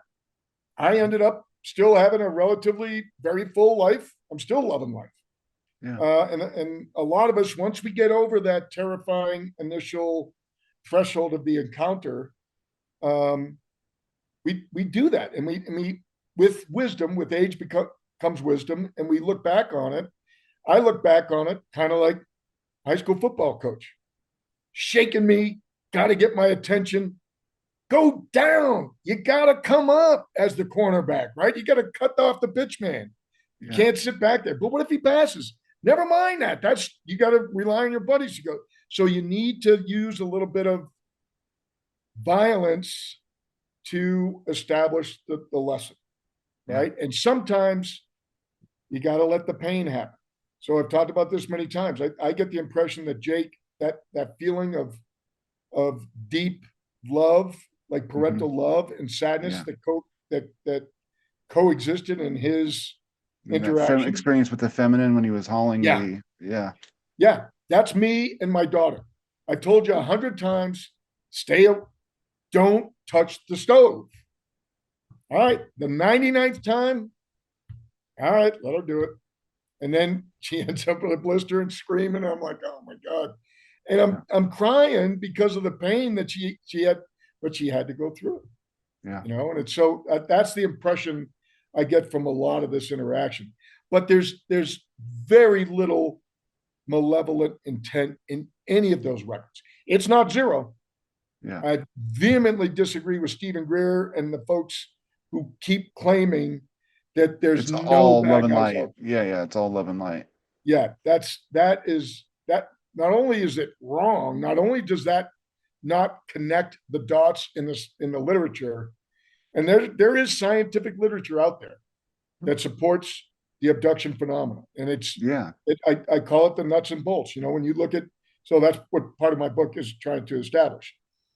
But it doesn't connect all the dots. There are some outliers where Gary likes to talk about that's off the curve, and those outliers are are really scary, Yeah. very scary. And I don't want to talk about them, but other than to say that they exist, very few and far between, far less than 1% of the overall of all the accounts that I'm aware of, and I'm into the many hundreds Yeah. of accounts of reading through. But the vast majority of those are less than malevolent, and a good chunk of them. There's a book I'm reading right now, 300 cases of healing, Mhm. of overt benevolence. Now, from a behavioral science standpoint, having done human subjects research, I can totally recognize and validate the claim that just because you heal somebody doesn't necessarily mean it's out of altruistic intent. It could be Sure. Yeah. we were talking about the data points in the longitudinal study. Hmm. If your fruit fly dies before you see that gene get passed, Exactly. right? Exactly. Yeah. So you Yeah. need to keep alive, Yeah. and you need to keep them behaving relatively normal. And so if that means you got to remove a tumor, then freaking go the extra mile, remove the tumor. But you got to take their memory away of it, because you can't afford them to then always, every time you come, start, you know, dropping on your knees and worshiping you as Allah or Yeah. whatever. So you got to take that memory away, right? So there's the large majority of all these cases fall into the less than malevolent. Yeah. Big chunk of benevolent, tiny sliver uh, of malevolent. And Yeah. it's that tiny sliver of malevolent that lets the evil cabal off the hook. Yeah. It's interesting to me. I mean, all of those facts that you just pointed to in terms of the breakdown of contact experiences hints at the overall complexity of it to me. Like Yeah. I don't know that one answer is going to be the fit everything that we're seeing, but there are definite patterns there. And there's a thread that seems to be emerging in our conversation here, which I find fascinating. You're a cognition scholar. I mean, you're a scientist, right? A cognitive scientist, and Jack Valet talks about how our contact with the other over time seems to have a kind of reinforcing principle behind it that perhaps is motivated by a desire to get us to change our behaviors or something about us. And the message that we're getting from a lot of experiencers is basically, wake up, you're destroying your planet, you're destroying each other, you need to knock all this off and kind of accept your broader role within the universe or whatever, but at least stop with the nukes and the pollution and all of that stuff. Um, then there's this idea that like we're continuing along in our society as it is. People who are in the know don't want to divulge that information because they say, "Oh, our society might collapse if people realize this. It could be chaos and disorder." But that is precisely what we need, a collapse of some kind. We need a kind of intellectual or social collapse of old systems that have led to this place that we're in, which everyone recognizes as an emergency position. As a cognitive scientist, can you talk about like what the impact you're seeing of what contact has been on humans? Do you see any clinical motive behind that potentially from your perspective? And yeah, just riff off that a little bit, given your expertise. Yeah, so I've got to bow down to my mentor at Colorado State, who was just a brilliant guy, and he got involved in, like a lot of us get involved in analysis of bias. Hmm. And so there's many different types of bias. I used to have to teach this at the Air Force Academy. And so there's an inherent confirmation bias where we all just, and this is part of why this division has exploded since the advent of social media, because this social media puts you in an echo chamber that you can't stay on the fence. Yeah, It because it drags you off the fence. You can't reinforces all your have one biases, leg on right? each side of the fence. It pulls you down Mhm. because it curates the information that you receive. So we have this um, irrational expectation that all of us are receiving the same information because we're all watching the same news program, we're all watching the same general. We're all getting our information from the same general sources. That used to be the case when I was growing up. Everybody watched the McNeil-Lehrer report. There were only three channels, right? And Yeah, and that was so, PBS was one of them. Damn yeah, there you go. it. Exactly. This is what makes your work so important, James. And thank you I for what you appreciate do. that. Appreciate So that. doggone important. But now news has become for sale. And so we have these different sources, each that are differently biased. Yeah. And because it's for sale now and you have to air ads with it, um, we can't stay in the middle of the ground anymore. You get pulled in one way direction. So, with regards to this subject, the problem that I have, even with the academic literature, and I know this is going to be confrontational. There are going to be all my other human factors science folks are that, I shouldn't say all, but a lot are going to have difficulty with what I'm going to say. But in my personal and professional perspective, our community, the scientific community, is biased against humanity. Why do I say that? Nobody sells software to that is based in how great humans are. Everybody studies humanity to find out the stuff that we screw up, falling asleep at the wheel, right? Now Yeah. we're going to come up with software to make sure that it just happened to me on my way back from Rice University 2 days ago. My stupid van kept telling me, you got to take a coffee break. You got to take a coffee break. Well, I just had a cup of coffee. But because it's between 2 and 3 in the morning, and every now and then I drift into the opposite lane, here it comes, right? And so our academic literature is all about pointing out how irrational humans are, how vulnerable we are when we do risk assessments. And the fact of the matter is, we're just not that vulnerable. We are not that brittle, despite all of our many shortcomings. We're still top of the heap. Yeah. You know, I don't see skyscrapers being built by dolphins and whales on the bottom of the ocean. We're still kind of apex predator, unless they bring predators down and they take on Yeah. Arnold But Schwarzenegger. that narrative of weakness is being reinforced basically by It is. yeah. And so that my claim is that is what constantly feeds this catastrophic disclosure. Look, humans don't look good on the internet.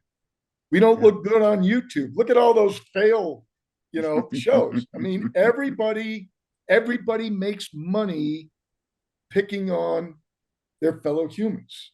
You make money, you design weapons that that won't allow you to make a mistake as to who's friend or foe, right? You build new aircraft that fly themselves. You build new cars that drive themselves because you want to save humanity, right? And it has built up this enormous bias against human resilience. And so my claim is humans are enormously resilient. That's why we're still here, despite all of the things that have risen up to take us out, to include our own bacteria and viruses, right? To include the pandemic. So we're still here. You got to be doing something right. And so in my book, I make a lot more, more specific claims about that. But that's my general perspective as to why I could not agree more vehemently with Jake's what did he call it? What did I use it? The ontological relief. Relief. Yeah. That's what I believe. I don't, I didn't lecture Jake on quantum psychology like I'm kind of doing with you, so I apologize for that. But so he felt it. Yeah. He somehow felt that, and I really need to ask him that next time we talk, which will be fairly soon here. But yeah, that's so there's science behind Jake's intuition. And the problem is the quantum psychology world isn't getting a seat at the table to explain that to Congress. And it infuriates me because the defense contractors, the scientists that are paid by the Department of Defense, it benefits them to claim that we got to keep this trickle. There's a financial motivation for them to hold on to this technology and a legal motivation. And I mean, all kinds of things. Yeah. There's a financial incentive for them to continue that narrative. And I love them and they're brilliant. And I'm not going to try to debate, which the direction of spin on a quark in a subatomic particle, or I'm not even going to debate them on John Brandenburg's ratio of xenon 129 to xenon 132. That, those guys can go at that. But when it comes to human behavior, I'm going to get in that game. Yeah. And there's a guy that's been totally ignored in this, a professor from McGill University who wrote a book in 2013, did several experiments to show that even the people that they paid and incentivized to pretend that they were experiencers, he was able to discriminate them in this simulated setting from controls and real experiencers. Yeah. So what I want to do with EEG is do the same thing, but not with self-reporting, with brainwaves. Because what got me into using EEG is that you can't fake out your own brain. Exactly right. Yeah. When I'm asking my colleagues, that are flying drones, hey, you feeling tired? You feeling overwhelmed? None of my buddies in the ego world, right, of the commandos or your fighter jocks or even your cops, right? We are all in a very egotistical realm because look, if a firefighter didn't have a big ego, they wouldn't run in that building when everybody else is running out. It is an essential part of your job. You have to be overconfident. Otherwise, you wouldn't face the risks that you do. Yeah. And so in that community, I use EEG because it's not that I don't trust them. It's just that their verbal responses or a scribbled response on a survey, it's going to be way biased towards self-confidence. Yeah. But you can't fake out your brain. So that's why I want to use EEG to get into this. Now, I talked with Whitney or Whitley about something like this, and let me see if this is what you're talking about. But basically, like through using brain signals, basically, and having people describe what their experiences were, you can verify whether or not they're pulling on real, actual experiences, or if they are, if it's coming from some other place within their brain, and so you can match up whether people are telling the truth there, or what? How are you looking to examine it? Well, I want to be very careful here, and I know it's of course. Yeah. I want to jump firmly into Gary Nolan's world with both feet, and that is, we could talk conceptually all day long and speculate all day long, but I'm gonna share a lesson that I received from one of my former commander's bosses, who became a 4-star general after he left the unit. And he said, we have to really be careful not to confuse enthusiasm with capability. Yeah. So we got to be really careful to confuse the potential to gather data with a scientific conclusion. So you got to gather that data first. And I don't know anybody that's been doing it.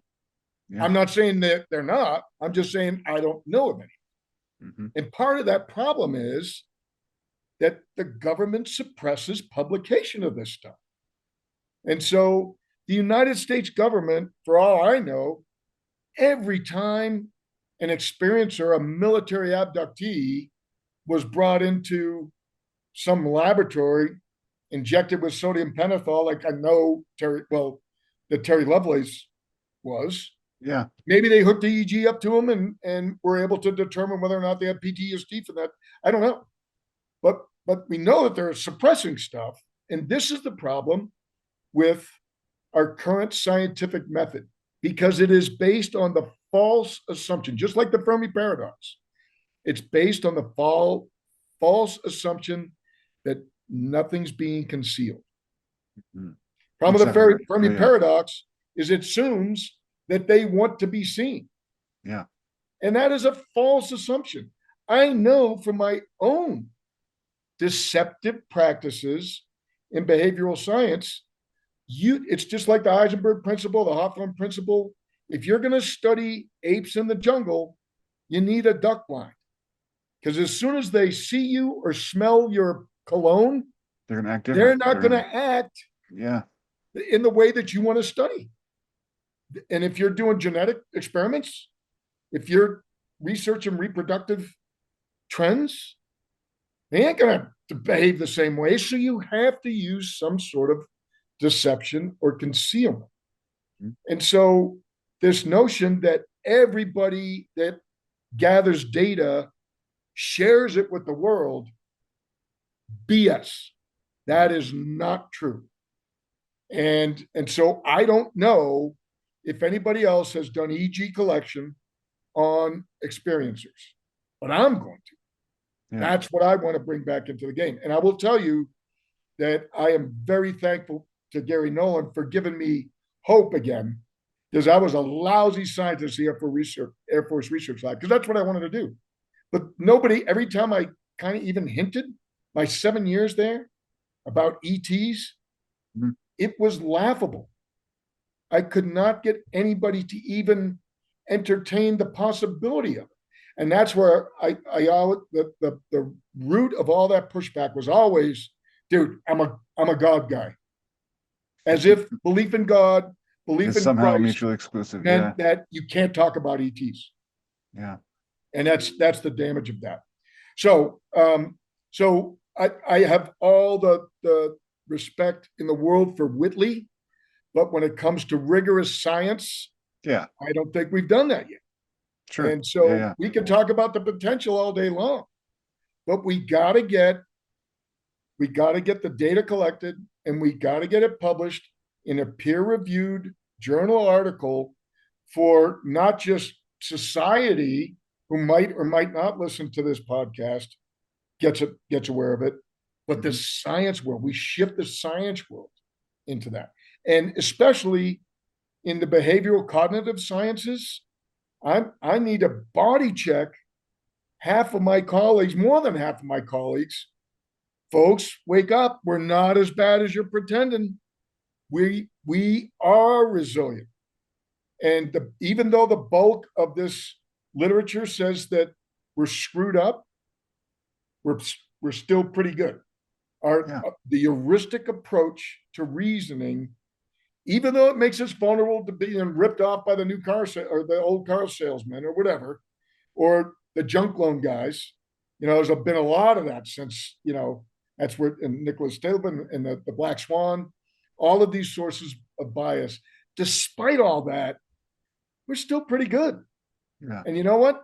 Despite all the gun violence, not everybody in the United States is walking around with a handgun. Yeah. A lot of us feel safe Mhm. walking into the hallway of our kids' school, or me walking in to go grab my grandkids. Yeah. So there's a positive aspect of this that I really hope to glom onto and get others.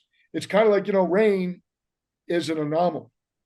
A raindrop is a one. I'm not sure.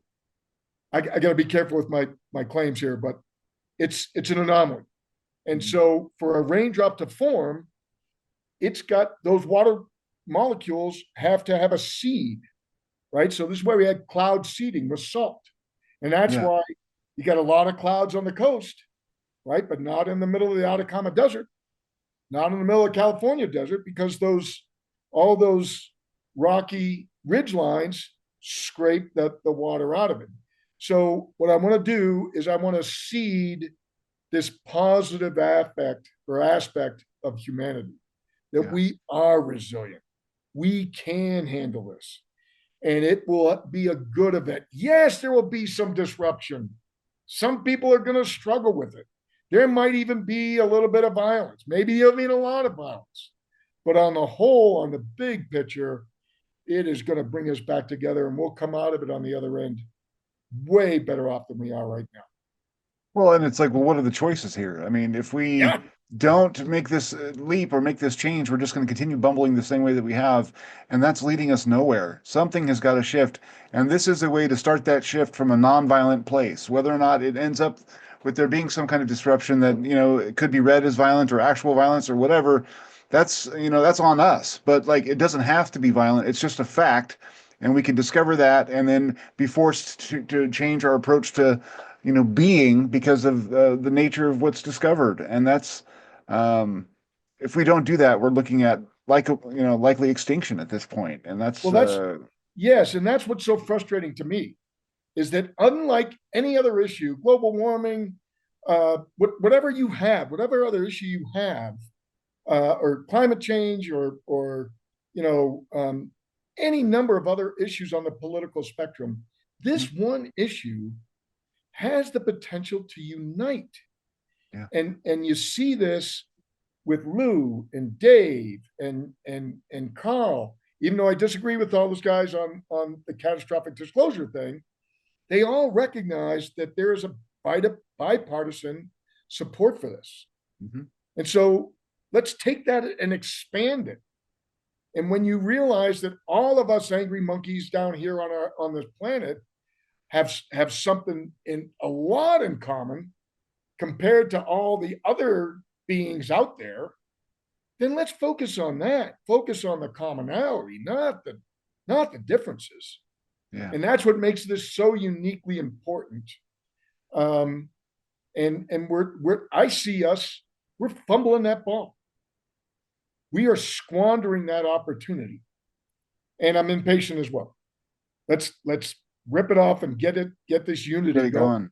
Well, Yeah. that's what I think that Jake Barber represents something different. I mean, as someone who has been on the inside but is now on the outside, trying to reveal for the rest of us the nature of what's actually happening and do it in a way that can't be debated with. Like if he produces an actual craft or video of like inarguable quality that says that this is real, and then like he wants to bring in a craft, there's going to be no arguing with that. And so we're going to be from that point on having to deal with this altered level of reality.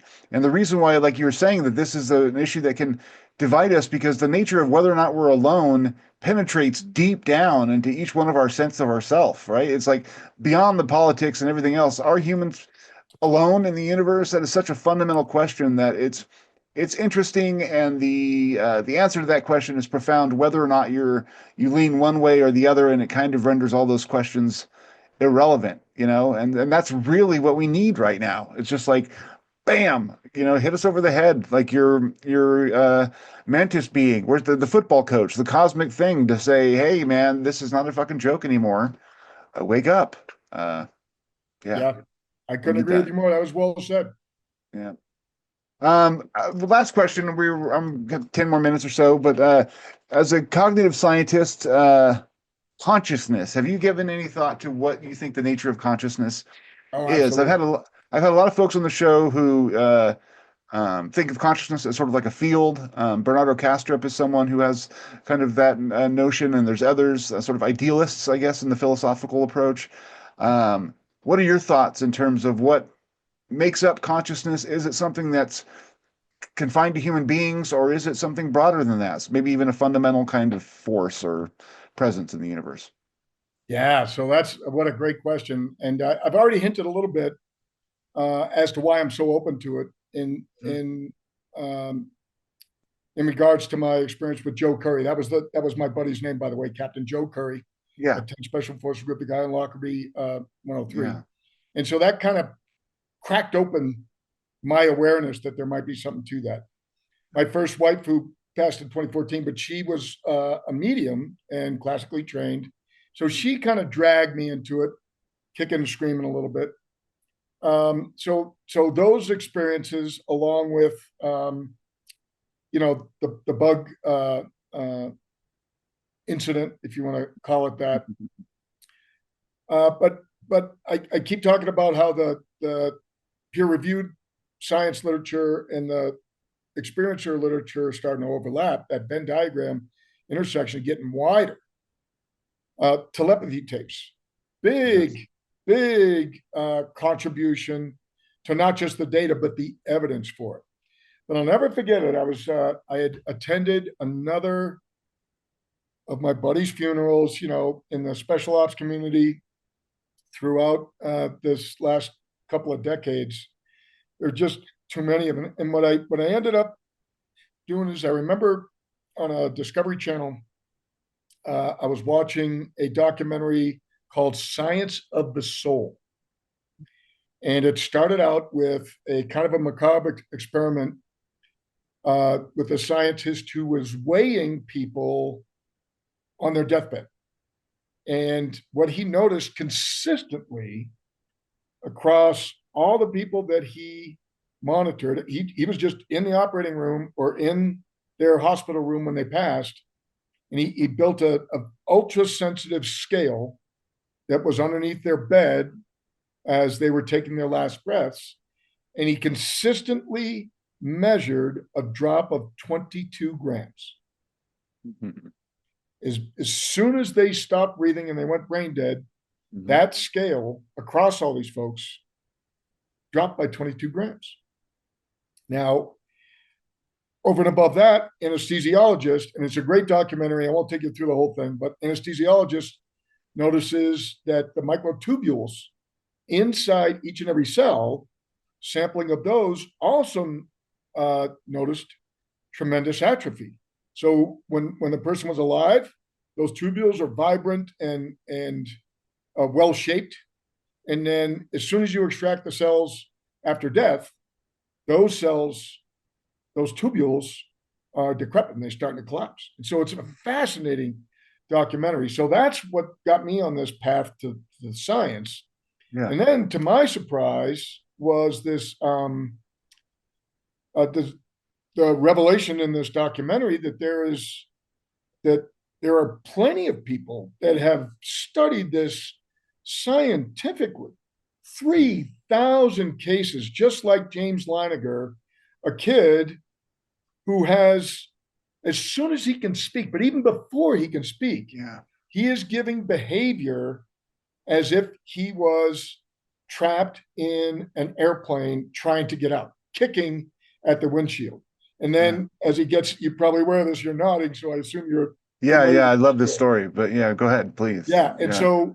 so then as soon as he can speak, he's telling his mom and dad about how he was a torpedo bomber pilot and was shot down in the Sea of Japan during World War II, blah, blah, blah. And then his dad has to dig super deep to look up not only the name of this tiny little aircraft carrier that he flew off of, but the names of each of those guys. His dad goes and attends a reunion of this tiny little aircraft carrier crew, and everything his son, his 3 or 4 year old son is telling him checks out, Yeah. and he freaking freaks out.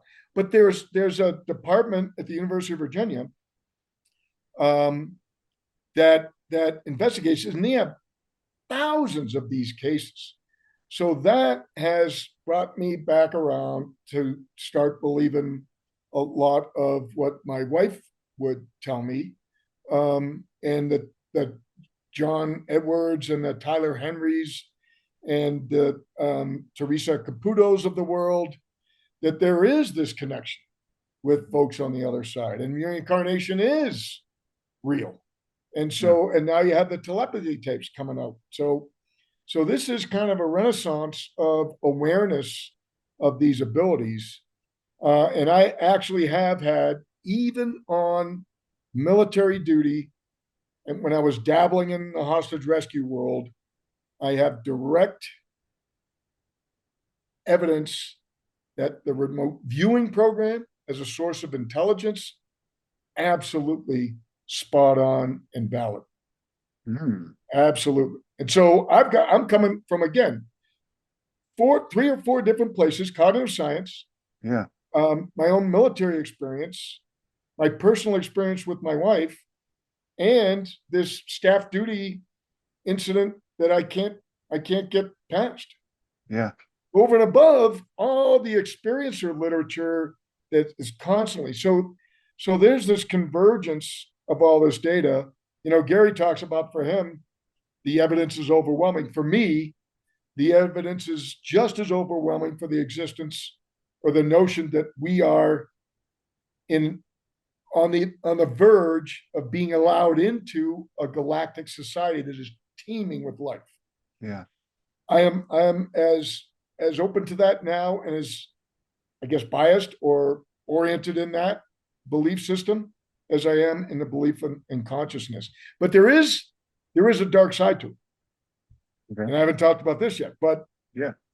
when we talk about two independent witnesses to a crime as a source of corroboration, just like we use independent witnesses to corroborate a UAP sighting, right? These people, this person over here, they didn't know this person over here. John Max talks about how this experiencer over here didn't know this experiencer over there. That's a lot more believable in the 80s and Yeah. 70s Yeah. when you didn't have the internet. Mm-hmm. But now, if consciousness is real, and we have a lot of evidence to support that it is, that begs the question: is there any such thing as an independent corroboration? Two That's people looking at two different radars on two different parts of the planet, yeah. are they sharing the same awareness? I don't know. I mean, Yeah. this is what makes Skywatcher's mission so important, is to dial in this psionic thing. Now, as a kind of action guy, and who dabbled in academia as a visiting professor at the Air Force Academy, and as a student who took a lot longer to get his degrees than the other folks. I spent a lot of time in academia, and I love academia, and it's got its value. But I'm also a fan of the GAS or GAD world. Give a damn, right? Where's the give a damn factor? Okay. So I'm going to push this on Soul. I'm not a member of them yet. I've kind of been invited to maybe do something with them. Yeah. But my question to them is, what's the give a darn factor? Why I want to use Soul and the psionic assets as an early warning system, right? If we can use this to just, what's your sense? Good guys, bad guys? Out of this 99 percentile, you got most of them in the middle of the gray ones that are doing these science experiments on us. And then you got the good benevolent ones. Yeah, certainly let them through. But if you ever catch even the slightest hint of malevolence, maybe we ought to dial up those directed energy weapons and maybe just be ready if there's some sort of malevolent behavior. What I vehemently disagree with the Department of Defense on is that mere presence in our airspace is a threat. That is BS. That's like a whale, like killer whales, saying that our presence under the water is a threat to them, right? So you got killer whales ramming into boats in the Straits of Gibraltar, right? That's that attitude. Yeah, well, they've got to be making a choice to threaten us for it to be a threat. And if they're just unaware that we have airspace at all, they're not threatening us by showing up. They're just doing what they're doing, and how we interpret it's up to us. So here's my perspective. If we have our pilots on Gary McKinnon's list of non-terrestrial officers, if they're flying around in a reverse engineered craft of some sort, I don't know if it's a triangle or a disc or whatever, if they're flying around and they come up over my daughter's house and there's a disc with a blue beam pulling my grandkid up, I got no trouble with those guys shooting down or at least shooting at that flying saucer, because that's a kidnapping. We have a universal right, just like a grizzly bear mom has a universal right to protect her cubs. We have a universal right to protect ourselves. Now, it would be a lot better if that psionic asset that discovered that intent could say, hey, we don't like you, we don't like what you're doing. We're the dolphin caught in the tuna net. Let us out of the damn net before we start biting you. Or if you're the orcas, hey, quit hunting us. That's why we're ramming your damn boat. I don't know if that's the fact. This is all. But you make a really good point, though. I mean, like, we have these psionic assets who are engaged with engaging these craft and beings. But where is the overall kind of assessment for us of what maybe they're confronting, but then also what are we communicating to them in mass? If we can communicate to them in mass that we are the dolphin in the net, that we are worthy of communication, that we are sentient in a way that maybe they don't realize, although I have my doubts, but file a protest, to say, stop doing this. We're aware it's happening. That seems like the most important work to be doing, because otherwise we're just continuing to be victimized by virtue of what they presume as our ignorance or disaffection. I don't know what, Absolutely. But that's, when Matt and Jake were recently on talking about, the use of the psionic folks as part of this luring thing, it's clear that they are just radiating thoughts of love. That's their secret, right? Yeah, exactly. That's how we're going to get them in. But that's not good enough for me. I want to know if they're picking up any notion of intent. Exactly. A lot of the intelligence guys that have testified on this stuff say we have no idea about their intent.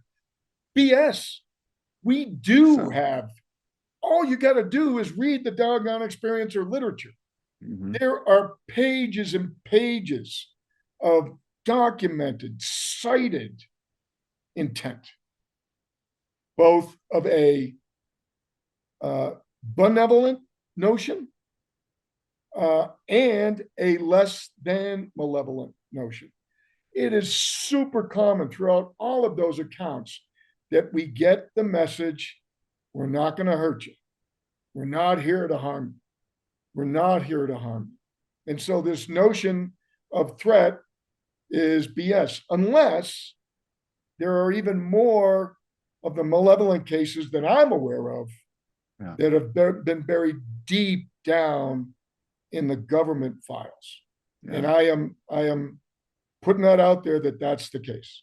Yeah. That there are some horrifying cases that the government has appropriately suppressed. Yeah. But what they got to realize is that just like our parents have to admit to us as we're leaving the nest as the renegade 18, 19-year-old, look, son, when you're downtown at that bar, you got to realize there's some bad folks out there. Yeah. When you're on this trip to Europe, my nephew, he got rolled in a bar, right? There's bad folks out there. Yeah. And honey, your daughter, there are rapists out there. It happens. It's not common, but this is what you need to do to protect yourself. So if you want me, United States government, members of the cabal, to forgive you, you got to come clean. Yeah, exactly, and reveal at least a few of those cases so that we now are willing to forgive you for charging us $3,000 for a toilet seat and ripping us off from our taxpayer dollars and illegally stealing from us to fund these black projects. But you got to give us a reason why. And I know it's scary, but we deserve to know it. So rip that Band-Aid off. We can handle it. It's just like your teenage daughter or son telling you, Dad, I can handle it. Let me know. I'm going to find out anyway because we have the internet now, right? We didn't have the internet during the Robinson panel in 1952. We got it now, and you got kids. My grandkids know more about what's going on the internet, and they're going to hack their way through any parental controls, and they're going to get it prematurely, just like I stole my dad's Playboys. You know, I mean, they're going to get that. Yeah. And so get ahead of it. Rip the Band-Aid off and tell us about some of these harmful cases. Don't overwhelm us. Don't play the fear card just to keep control of us. Give us enough so that you were justified in reverse engineering and doing these crash retrievals so that we could defend ourselves from the galactic kidnappers, just like the mama bear lashes out against people in the helicopters, you know, shooting darts at her and stealing her cubs for the zoo. Yeah. I think that, they need to come out and they need to not try to dull down the complexity of whatever it is. It's like we need to understand what they're looking at and all its ugliness and all of its wonder so that we can both, like you said, commiserate with the decisions that had to be made about protecting us as a population, but then also like the potential for good things that could come out of this or membership in some sort of broader community, if that's a possible thing. All of those need to be a part of the conversation that everyone gets to have, not just people in suits in Washington or whatever else. And I think that if they do that, then that's a path to forgiveness. You know, I mean, where it's like suddenly we're allowed to be involved, that can open up some positive feeling where right now there's only a lot of resentment and anger about it. I love those two words you used. So the title of my book is The Abduction Amnesty Knot, KNOT, and I use the word not to capture the complexity you're just talking about. Yeah. Because if you try to undo a knot, it can be complex. And undoing a knot while somebody's suspended from the rope, you know, as you're pulling them out of the water, so it gets really complicated. Yeah. And then the subtitle is A Path to Forgiveness in the Disclosure Age. But Yeah. it's only a path if the government comes clean. And they got to Yeah. go full open kimono. They Yeah. can't just admit that, yeah, some of these might be craft and we have some biologics. Yeah, you gotta address the whole aspect of it. Yeah. And it's Some got of to be us seen were as, lab rats, and some yeah. of us were tortured. We were played with to study emotions, Yeah. as horrific as that sounds. But Yeah. we're expecting to hear that anyway, because we know how we have You know how treated. you were treated. Yeah. Yeah. And Yeah. here's another very optimistic perspective on this, James, is I talk about the Hopping Bunny Society, I think, that is a nonprofit that you can use your phone to check if any of the products that are in your bathroom today or in your shower have been tested on animals. Hmm. So if you have a new perfume, was that tested on animals before? Did it burn a bunny's skin? Yeah. So Yeah. that's the Yeah. whole idea. Yeah. Versus, and I know the FDA doesn't want to hear this, versus going straight to human trials. Yeah. If it's going to be used on a human, well, then a human ought to suck it up. If you came up with this new shampoo, then you ought to use it on yourself, bro. Right. Yeah. That's Exactly right. called leadership. That's accepting risk ahead of your troops. Yeah. And we don't have a lot of leaders in our society right now. We got pontificating political managers. Managers push, leaders pull. The Yeah. leader tests that perfume on their own skin first. And then anybody within that company, they got to, if they're going to benefit from selling this product, they need to take the risk and and test it on themselves. Imagine if Congress required Johnson and Johnson or any of the big pharmaceutical companies to test it on their own folks every time. It'd be a whole different world. Way it ought to be, right? That's the way I feel. Absolutely. No, I totally agree. I totally agree. Yeah. So this may be something that we, the Dolphins in the net, might be able to actually influence them on a positive basis. We might be able to take the moral high ground above them and show them through our actions. Look, this is what we stopped testing it on other animals. Yeah. Across our globe, we made it illegal to test any substance on lower life forms and do it on ourselves to enforce accountability for our actions on ourselves and to force also the science to exhaustively account for every possible byproduct, side effect of that drug, of that skin treatment, whatever it happens to be, of that medical procedure, Yeah. before you test it on your own hospital staff, right? Yeah. Or your own folks. And if they see that, maybe that's the threshold at which Starfleet welcomes you in. Maybe it has nothing to do with warp drive. I mean, there have been Maybe it people has nothing talking to do. about that all could be an object lesson in how we treat the planet. Like if we go out and we're darting animals because we want to manage their species, or we've taken away all their ecosystems, and so they're living on a little patch in the middle of nowhere, and that's we have to manage their populations. All of that could be a lesson to us about how it feels. A little Right. karmic. Yeah. Absolutely. But before, I know all of my buddies, my buddy special ops guys and all my Yeah. military buddies are like rolling their eyes, like, Oh yeah. Yeah. dude, No. I'm not telling you got to give up your guns. No. The USS Enterprise needs photon torpedoes and phasers. Okay. Yeah. Don't give that up because we Yeah. got to be able to defend ourselves because we deserve to defend ourselves from others, just like we're going to allow Mama Bear to defend her cubs. Yeah, and until we know different, we need to be able to. I mean, Yeah, until we know there's an absence of threat, we need to be prepared for threat. right. And just because you've got that weapon, I'm obviously mimicking a chest holster here. Just Yeah, because you have it in that holster doesn't mean you got to draw. yeah, Right? You could show it very overtly. Hands up. I got this right here. I'm showing you. Just don't make me go like this. Right? So All right, John, I appreciate you. That's we're over 2 hours, and that was a wonderful conversation. So thank you so much. Well, thank you very much. I appreciate it, James, and thank you for all you're doing to keep this ball rolling.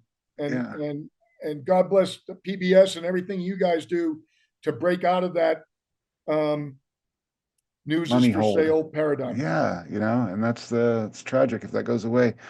But you are a great guest because you cover a lot of, like you said, the Venn diagrams coalesce all around you. So we got to cover a lot of stuff that usually I only get to cover one or two things. So Well, I that's just appreciate because you. I've stepped in so many dog turds. It just all those keep coming back around.